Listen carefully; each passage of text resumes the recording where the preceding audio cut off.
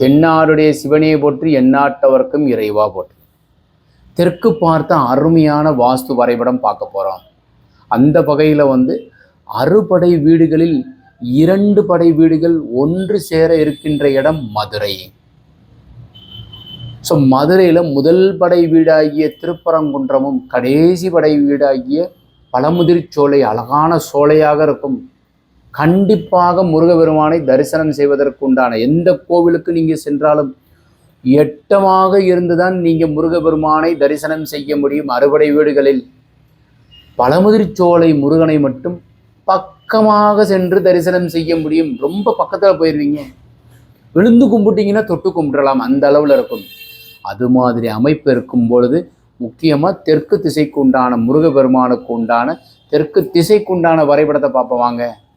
17 காலுக்கு 50, 107 புலி சிம்மமனை, வயது பொருத்தம் 89 ஆண்டுகள், 11 பொருத்தத்தில் 10 பொருத்தம் உள்ளது.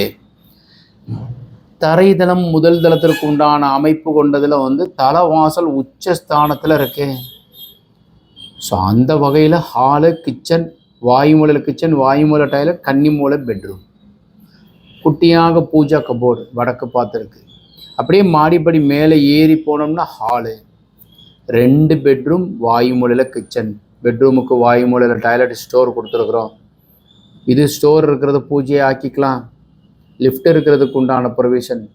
இது மாதிரி வரைபடம் தேவைப்படுபவர்கள் செய்ய வேண்டியது ஜாதகம் அனுப்பி தேவைகள் அனுப்பி வைத்தோமையானால் குளிப்பொருத்தம் பார்த்து நலமாக வரைபடம் அமைத்து தருகின்றோம். தேவைப்படுபவர்கள் கீழே இருக்கிற நம்பர் கான்டாக்ட் பண்ணுங்கள். வணக்கம்.